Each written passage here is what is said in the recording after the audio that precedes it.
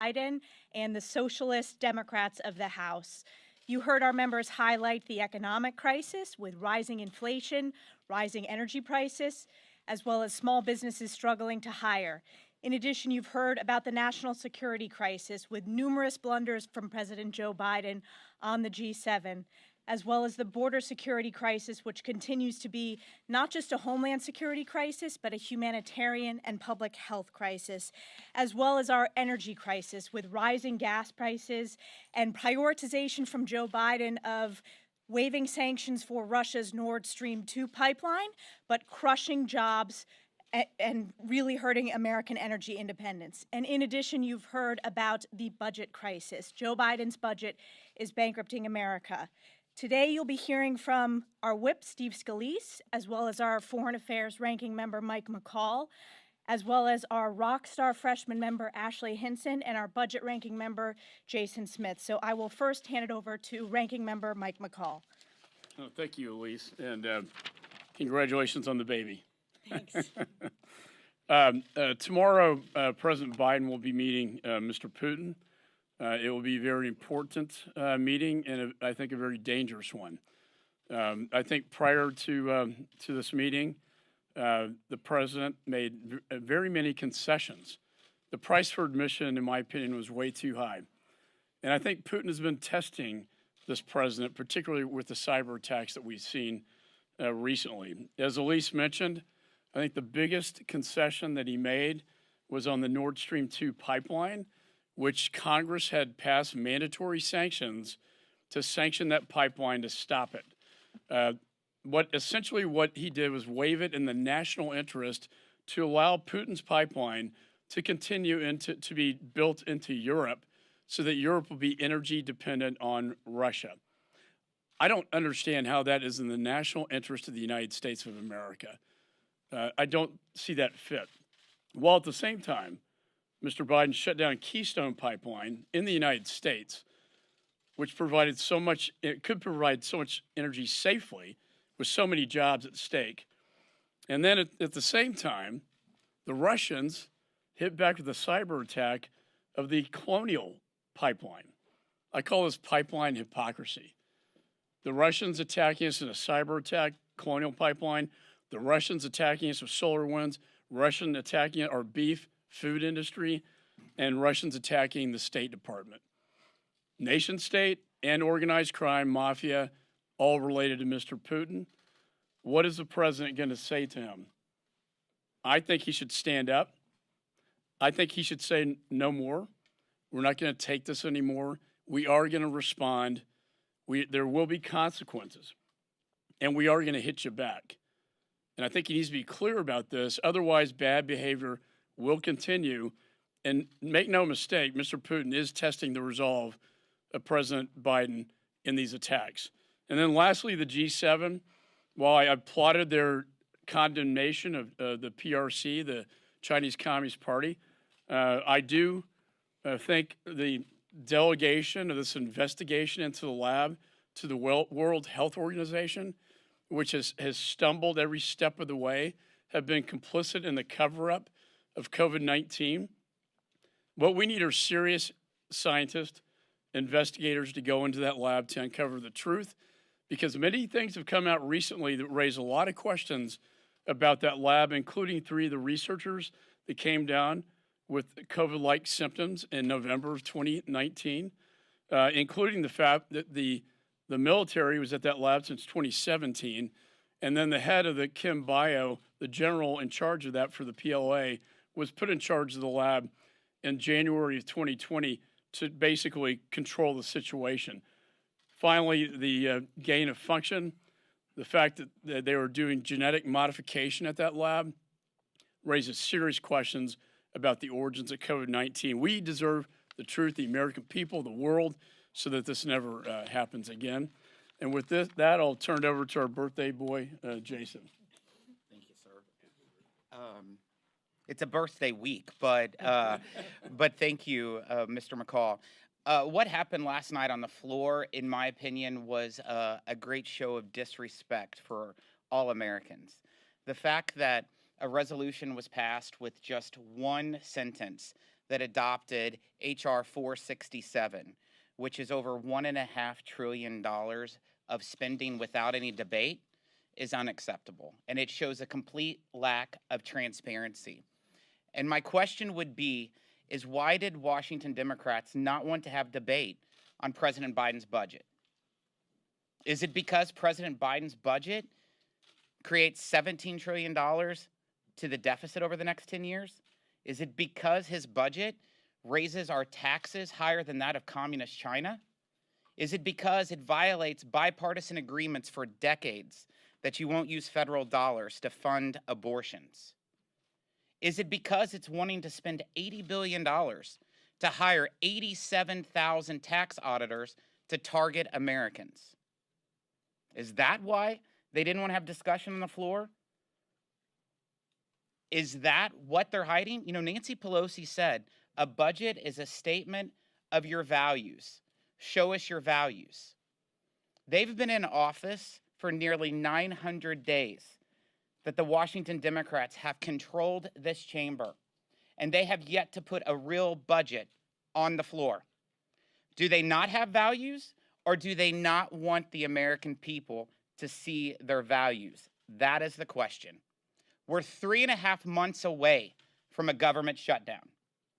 3.5 months.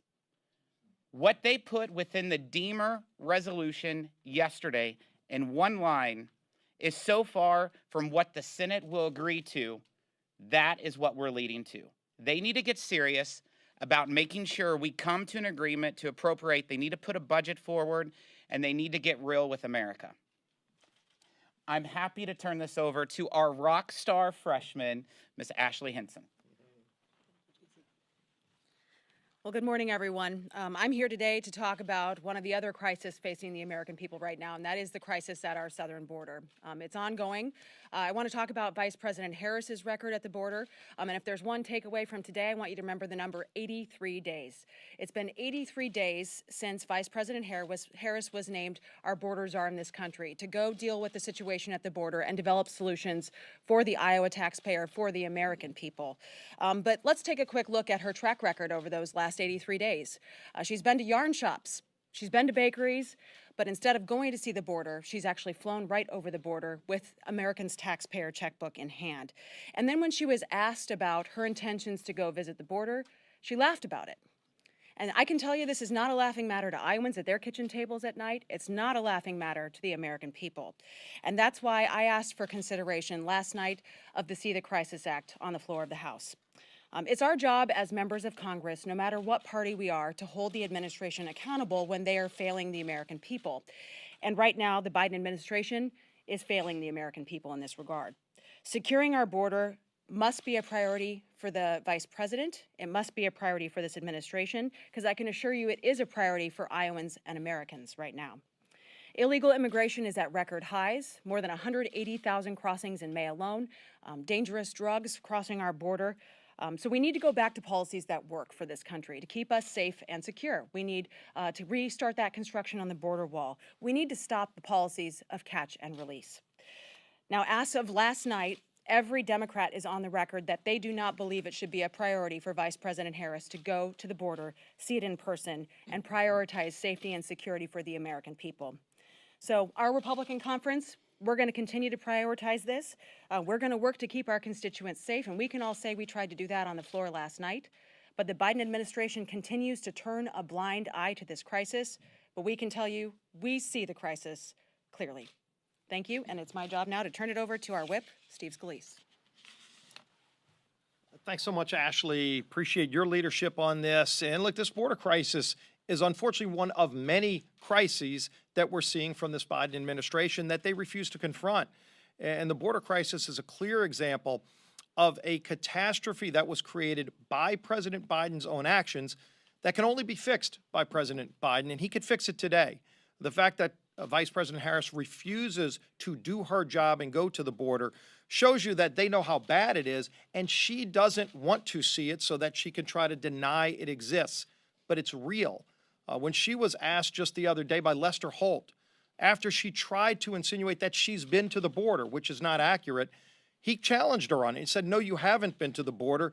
And then she just gives this bizarre laugh and says, well, I haven't been to Europe either.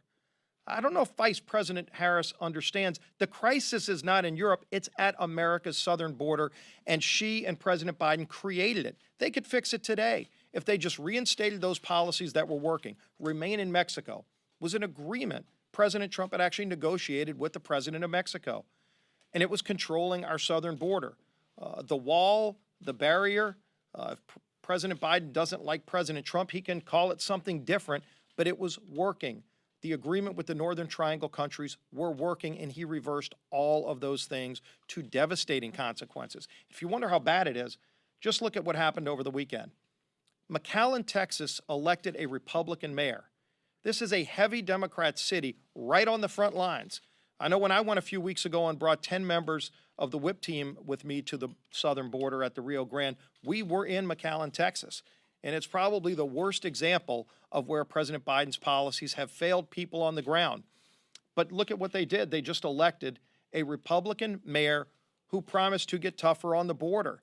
This isn't just a Republican issue. There are Democrats as well that demand that we get control over our southern border. President Biden will not confront this issue, and Vice President Harris is nowhere to be found. She needs to do her job and get down to the southern border. And then more than that, she also needs to work with President Biden to correct the problems that they created. Unfortunately, they've created a lot of other problems. Just today, the Consumer Production Index came out this morning, and we saw a 6.6% increase. That's the largest increase ever. Families all across America are seeing inflation. Unfortunately, it's here, it's real, and it's getting worse. If you're a family today, you're paying about 45% more at the pump for gasoline than you were a year ago. Futures for oil today just hit around $100 a barrel. OPEC is now relevant on the world market again as a cartel because President Biden shut down American production. Elise talked about it. Chairman McCall talked about it. But think about this. On day one, President Biden killed the Keystone Pipeline, crushing thousands of American jobs and undermining our relationship with Canada. This is Canadian oil that was going to be coming down to America, creating American jobs to refine that oil in America. And President Biden said no to that. But then literally days after Russians hacked our pipeline in the Northeast, President Biden gets a financial gift to Putin by allowing and greenlighting the Nord Stream pipeline between Germany and Russia. And so it is just perplexing to see that President Biden said no to American energy jobs and American pipelines, but yes to Russian jobs, Russian pipelines, and Russian dominance over our allies. This is real dangerous policy that's happening right now before our very eyes that President Biden has created. It's why families are paying more at the pump. His policies are why today, if you buy a new home, you're paying over $30,000 more for that home than a year ago. President Biden needs to be working with Congress to fix these problems. You don't see a bill on the floor this week or next week's schedule to address any of these crises that we've talked about. To stand with Israel. Why won't President Biden stand up to the anti-Semites in his own party? You're seeing this big fight within the Democrat Party right now over anti-Semites and whether they're going to stand up and confront this problem. It's a real problem. It's yet another crisis that they refuse to confront. But we're going to continue to call them out, and we're going to continue calling for actual oversight.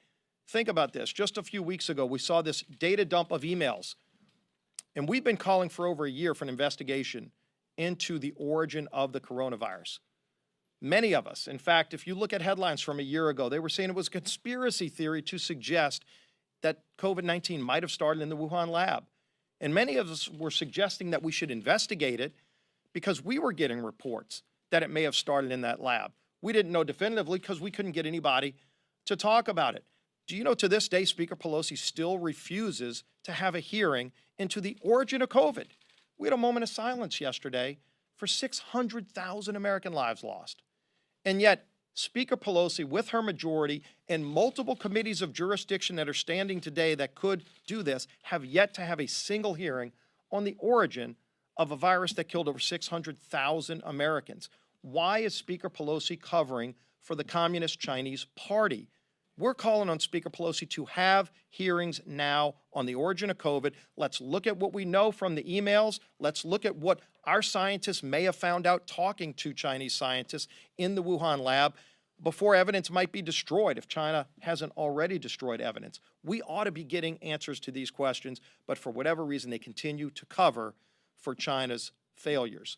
And so we're going to continue pressing for answers on these tough questions. I'm sure you have a couple of questions too, and we'll be happy to take them. Thanks, sir. I wanted to ask if you all are planning to introduce a resolution to strip Congresswoman Omar of her committees, or if you guys are going to support this censure resolution that some of your colleagues have put together. As Leader McCarthy has talked about, we're keeping all the options on the table. Clearly, you're seeing a number of pieces of legislation. I think you're seeing some internal conversations on the Democrat caucus side. Frankly, they should be the ones to take actions to police their own members. But they're having that internal fight. We're looking at options on our side right now. Thank you so much, sir. Eric Rosales, EWTN, the Capital See you, Channel. One of the measures that's not in the Biden proposal is the Hyde Amendment. Yep. And 4 Democratic senators have in fact supported the Hyde Amendment. They've come out and they said so. Is that promising, and your reaction to the Hyde Amendment not in the budget? We are going to fight with everything we have to preserve Hyde protections. This has been a bipartisan agreement going back to the 1970s when Henry Hyde first put limitations on taxpayer money being used to fund abortion into appropriations bills. And then it started with one bill, and then the next year he brought it to a few more, and ultimately it became part of any spending bill that you would have a protection that taxpayer funds wouldn't be used to fund abortion. And you're seeing President Biden trying to chip that away. They did it in the last non-COVID bill, the spending bill that spent over $1 trillion, did not have Hyde protections. But we're going to fight to ensure that any spending bill that moves through Congress continues to maintain the bipartisan, respected Hyde protections, and this will be a big fight. Do you think pro-life Democrats are afraid to speak up? Well, you haven't seen any pro-life Democrats on the House side. And what I say by that is we have a bill called the Born Alive Act, Ann Wagner's bill that there's a discharge petition on now. That bill would say that if a baby's born alive outside the womb, now we're talking after the baby has come out of the womb alive, in some states they're killing that baby and calling it abortion. That's murder. And yet it's happening in some states. And so this bill would just protect the lives of those who are born outside the womb. Not a single Democrat will sign on to that discharge petition. So I don't know how anybody can call themselves pro-life and not demand that the Born Alive Act come to the House floor. You've said that there is a national security crisis, a border crisis, an energy crisis, a budget crisis. You said that anti-Semitism in the Democratic ranks is a crisis, and you've also mentioned inflation as a crisis. Do you worry that your message is a little bit over the top and that you might be actually confusing voters right now? I wish there weren't so many crises, but unfortunately they're all real. And they're all being caused by President Biden's actions. You know, look at the worker shortage. Right now, we have millions of job openings in America, over 9 million job openings, and President Biden's objective is to pay people not to work. It's one of the reasons we have a supply chain backup. It's one of the reasons that families are paying more for everything they buy when they go to the grocery store, when they go to the pump, when they try to buy a new house. Just think about this. Used cars today are up 30%. And President Biden isn't confronting any of these. I wish we didn't have any of these crises, but he's created them. You've seen the actions he's taken. We've pointed them out. We've offered to work with him, by the way, to solve any of these crises. And he refuses to do that. His own vice president won't do the main job she was appointed by him to confront at the border. So why they are both creating these problems and crises and not solving them is a mystery to me, and I think it'd be a valid question to ask them. With all due respect, you've seen war. You've seen the nation teetering toward war. You've seen the attacks of 9/11. You've seen what the nation feels like when it is really in crisis. Do you think that the nation feels that way right I've now? never said this was war, but I'll tell you, if you look at what's happened in Israel, they've faced thousands of rocket attacks into Israel. The Iron Dome, which is it's a great American partnership with Israel, and it's worked incredibly effectively.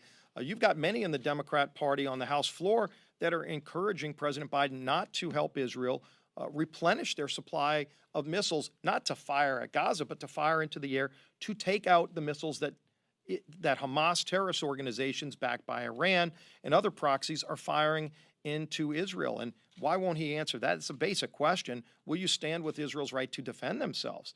And so, if you don't view those as crises, maybe we differ. Again, that's not war in America, but clearly if you ask someone in Israel, they feel like they're under attack, and they want to see their allies, especially America, having their back when they're under attack by terrorist organizations. Yeah. I have a question for Congresswoman Stefanik as a member of Intel. Do you have any concerns with reports that the Trump-era DOJ seized records from members of Congress and reporters, and would you want to see Sessions and Barr come testify? Well, first of all, having served on the House Intelligence Committee, we've seen illegal leaks from our colleagues on the House Intelligence Committee, and there have been numerous referrals to the Department of Justice. So I think it's important that the Department of Justice determine if there were any illegal leaks by members of Congress or their staff members. Let's also be perfectly clear here that Adam Schiff, as chairman of the House Intelligence Committee, released information regarding the ranking member, Devin Nunes's phone calls, as well as reporters. That is unethical. Frankly, I believe that's illegal. In terms of the testimony, I certainly think the Inspector General is going to look into this, whether there was any overreach by the Department of Justice. But make no mistake, there have been illegal leaks from members of Congress. That's a national security risk. That is a federal crime. It's very serious, and we want to make sure that the Department of Justice is able to pursue any type of criminal illegal leaks. And just to comment on the crises question, thank you so much for embracing our effective messaging. America is in crisis in all of those issues, and that's why it resonates not just with Republicans, but with Democrats and independents. Thank you very much. Thanks, everybody.